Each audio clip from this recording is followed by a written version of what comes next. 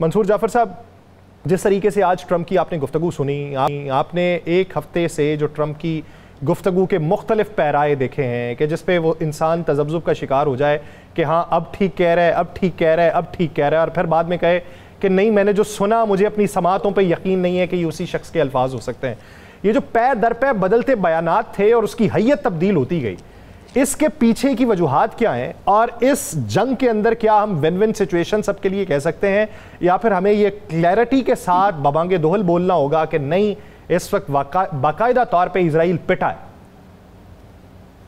जी बहुत शुक्रिया जी। मेरा ख्याल है कि जी इस वक्त अमेरिकी अवाम की इससे बड़ी बदबख्ती और बदकिस्मती कोई नहीं हो सकती कि डोनाल्ड ट्रंप जैसी शख्सियत जो है वो उनके यहाँ मसनद इक़्तिदार यानी सदारत के मनसब पे फायज है। हम जो अमेरिका के हवाले से ख़ास तौर पे बड़ा इंटरनेशनल डिप्लोमेसी और बैनुल-अक़वामी कानून और ह्यूमन राइट्स की बातें सुना करते थे, डोनाल्ड ट्रंप साहब ने तो उन तमाम की लुटिया जो है वो एक ही आन में डुबो दी है। यानी आप अगर उनका इक़्तिदार में आने के बाद का पहला बयान देखें तो उन्होंने यही कहा था कि मैं तो अमन का सदर हूँ, मैं जंगें नहीं शुरू करूँगा, और उसके बाद उन्होंने फौरी तौर पर गजा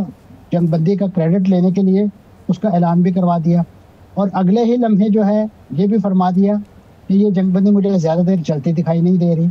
और हकीकत ऐसा ही हुआ, क्योंकि वो जिसको इशारा दे रहे थे इसराइल को, उन्होंने उनके उस मख्फी बल्कि वाज़ेह इशारे को समझते हुए फौरी तौर पे जंगबंदी के खात्मे के हवाले से इक़दाम किए। और वो आप देख रहे हैं कि इस वक्त भी गज़ा के अंदर जो तबाही बर्बादी की दास्तान लिखी जा रही है वो उनके उसी नौइयत के बयान। और फिर अभी अगर हालिया आप उनके ईरान के हवाले से फरमूदात को अगर थोड़ा सा कंपाइल करने की कोशिश करें तो उसमें भी ऐसे ही है। एक बार तो उनका ये बयान भी मीडिया की जीनत बना कि जिसमें उन्होंने कहा मैं क्या करने जा रहा हूँ, मुझे क्या करना चाहिए, मैं पता नहीं क्या करूँगा। यानी ऐसे कि जैसे एक छोटा बच्चा बिल्कुल जैसे कहना चाहिए उसे कोई अकल और समझ नहीं होती और वो जिस तरह बड़बड़ाता है। ये शायद कोई, वैसे तो ये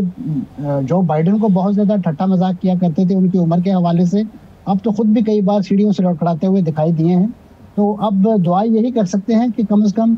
जिस अमेरिका को इस वक्त ये बहुत ज़्यादा जिसे कहना चाहिए नए नए तजर्बात से गुजारने के लिए दरपे हैं, अगर ये ज़्यादा देर मसनद इक़्तिदार पर रहे तो मेरा ख्याल है कि अमेरिका की जो रही सही साख है वो भी तबाह बर्बाद हो जाएगी, क्योंकि उसकी जो अस्करी भाग थी वो तो ईरान ने खात्मा मिला दी है। इसराइल के साथ जो उनकी लड़ाई है उसके बाद जो जिस अंदाज से एक मिथ कायम थी कि इसराइल बड़ा इनविंसिबल है और इसराइल को जो अमेरिकी सरपरस्ती हासिल है उसके बाद शायद उसके साथ कोई भी टक्कर नहीं ले सकता। तो मैं समझता हूँ ये कारनामा भी जो है ईरानियों ने कर दिखाया। फिर इसी तरीके से ईरानियों पे जो एक इल्ज़ाम था कि ये तो हमेशा एक फिक्स मैच खेलते हैं, उसके बाद जिस तरीके से उन्होंने जिन अहदाफ को रद्द-ए-अमल में निशाना बनाने का कहा था तो उस पर भी उन्होंने कार्रवाई करके दिखा दी। तो मैं समझता हूँ बहुत से गेम चेंजर्स जो हैं इस जंग के अंदर हमें देखने को मिले हैं। और बिल्खुसूस अभी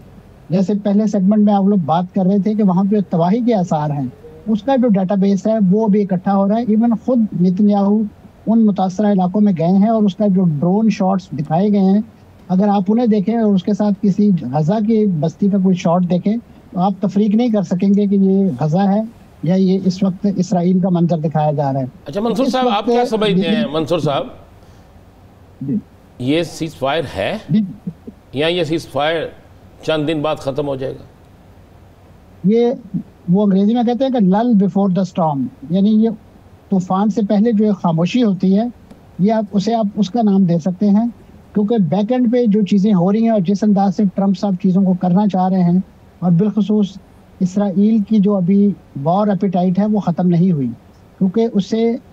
इस जंग के नतीजे में बेसिकली नेतन्याहू ने पहले गजा की जंग की आड़ में अपना इक़्तिदार बचाने की कोशिश की है और अब इस जंग का कैश जो है या सियासी कैश जो है वो अपने सियासी इक़्तिदार को बचाने के लिए इस्तेमाल कर रहे हैं। क्योंकि अगर इसकी स्टॉक टेकिंग शुरू हो गई कि इसराइल ने क्या कामयाबियां हासिल की हैं, क्या नुकसानात पहुंचाए हैं, उसके बाद नेतन्याहू के पास ये एक दिफा कि जिसके तहत वो अदालतों से लंबी लंबी तारीखें लेते रहे हैं कि हम तो जंग के आलम में हैं, तो लिहाजा माई बाप हमें फ़िलहाल इस मामले में इस्तिस्ना दिया जाए, इंशाल्लाह हम अपने करप्शन के मुकदमात जो है वो भुगतने के लिए हम दोबारा भी आ जाएंगे। लेकिन अब उनके पास इस नौयत का कोई जवाब नहीं है, क्योंकि वो जंगों से भी फारग हो चुके हैं और अब जब इसकी स्टॉक टेकिंग होगी और ख़ास तौर पे वो इंतहा पसंद वज़ीर कि जो उनको मुख्तलिफ जंगों में उलझाने के लिए रोज दबाव में लाते थे। अब तो उनके पास भी कोई ऐसी जंग नहीं रहेगी कि वो शुरू करें। अब अलबत्ता ये है कि इस वक्त स्मोट्रिच जैसे वजीर जो हैं वो ये ज़रूर अपीलें करते दिखाई दी हैं इस ईरान जंग के दौरान कि इस वक्त खलीजी ममालिक को और बरतानिया को, फ्रांस को और जर्मनी को एक मुश्तरका फंड कायम करना चाहिए ताकि हम ईरान के खिलाफ जंग लड़ सकें। तो आप अंदाज़ा लगा सकते हैं ये एक पहलू की निशानदेही करता है कि इस वक्त कितना इकोनॉमिक लॉस हुआ है इसराइल को,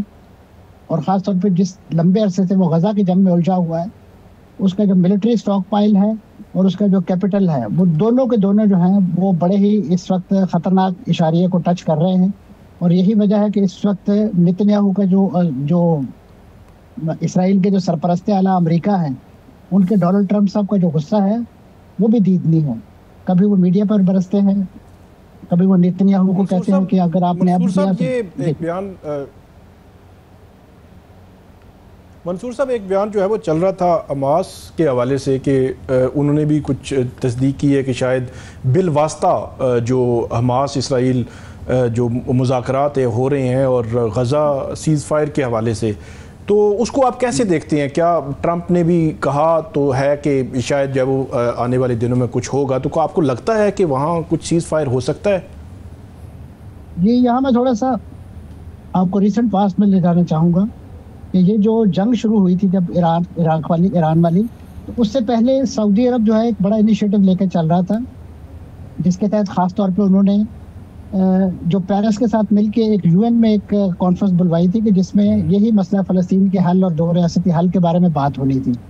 तो इस जंग के मौके, इस जंग से बेसिकली इस जंग का एक कैजुअल्टी जो यकीनन ईरान बना है और दूसरा मेरा ख्याल है कि वो इनिशिएटिव बना है। यही वजह है कि सऊदी अरब को इस जंग के दौरान आपने जिस अंदाज से इन्वॉल्व देखा और उनका जो रद्द-ए-अमल देखने में आया, वो बड़ा ही जिसे कहना चाहिए इंकरेजिंग था। और उसकी बुनियाद यही वो इनिशिएटिव था कि जिसको टॉर्पीडो करने की कोशिश की गई इस जंग के नतीजे में। और अब जो अभी आपने हमास के हवाले से बात की, तो ये बिल्कुल दुरुस्त है। उनके जो नुमाइंदे हैं ताहिर नोनो, उन्होंने भी मिस्र से यही बयान दिया है कि हमारे बिलवास्ता मुज़ाकरात जो है इस मामले में, और ख़ुद अभी डोनाल्ड ट्रंप के भी अगर आप बयानात देखें, उनको भी गज़ा एक बार फिर याद आना शुरू हो गया है, क्योंकि उनकी जो खुराक तकसीम करने वाली नाम नहाद फाउंडेशन है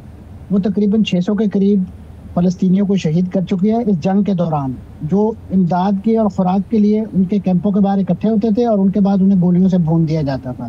तो मैं समझता हूँ इस जंग का जो सबसे बड़ा जो स्मोक स्क्रीन क्रिएट हुई थी वो गज़ा ही का एक क्राइसिस था। अगरचे मीडिया में बहुत हद तक उसकी रिफ्लेक्शन आती रही है, लेकिन मैं समझता हूँ कि जिस तरीके से वो बैक बर्नर पे जाता हुआ दिखाई दे रहा था, अब दोबारा से एक बार फिर जो है वो मंजर आम पे आ रहा है। और इसके बाद उम्मीद यही की जा रही है कि अब ये गज़ा के फ्रंट पे जो एक सीज़ फायर है, क्योंकि देखिए ईरान ने ये जो जंग लड़ी है, जो दिफा किया है, उसे बुनियादी तौर पे इसराइल की तरफ से और अमेरिका की तरफ से जो सज़ा मिली है वो इसी फ़लस्तीनी काज की सरपरस्ती की सज़ा मिली है। क्योंकि इस कज़िये का और अल-कुद्स का सबसे बड़ा पुष्टिबान जो है वो खित्ते में ईरान है और उसके साथ उनकी जो मुंसलिक तंजीमें आप कह लीजिए जिन्हें दुनिया प्रॉक्सी कहती है, जबकि मैं इसराइल को अमेरिका की हकीकी मानों में प्रॉक्सी समझता हूँ। तो ऐसी सूरत हाल के पेश नज़र यानी उनको ये सजा दी गई कि उन्होंने क्यों इस फ़लस्तीन काज की सपोर्ट। अच्छा मंसूर साहब, एक चीज़ और बताइए, आज